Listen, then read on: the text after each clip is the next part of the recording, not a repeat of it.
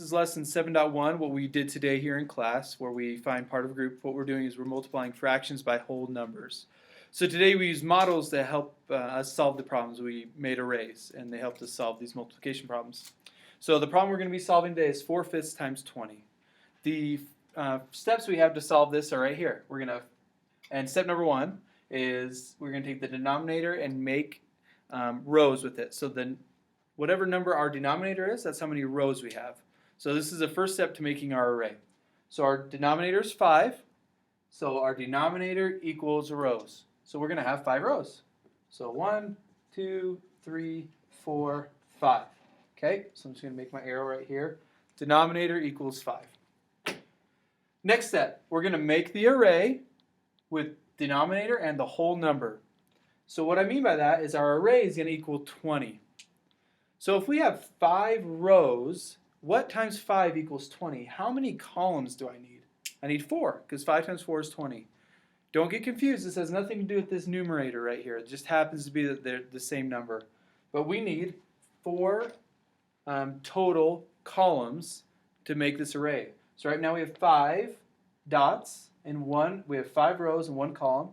So 6, 7, 8, 9, 10. So 5, 10,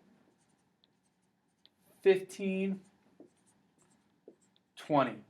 So now we have 4 columns and 5 rows, and there's 20 dots. Here's our array of 20. So this total thing right here is what that 20 is right there. Okay, the next step.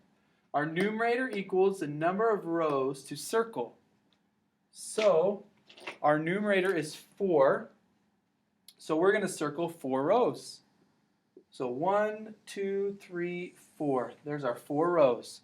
Don't forget, columns are like columns of a building. They go up and down. Rows go straight across, back and forth. Okay? So 4 rows. Okay? So we circled our 4. Comes from right there. Okay? Last step, our answer equals the number of dots circled. So we have 4 by 4, so that is 16. So, or you could just count them one by one. 1, 2, 3, 4, all the way to 16.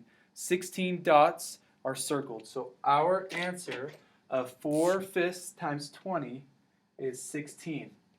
Now don't forget what we talked about today. If you multiply a whole number by a fraction, then it's going to be, your answer should be smaller. If your answer ends up being the same or bigger, you got it wrong. Remember, this fraction is less than 1, so it has to be smaller than 20, your answer. It's just like when we did our decimals. Okay, here are your extra credit problems. You have 2/3 times 12 and 2/9 times 27.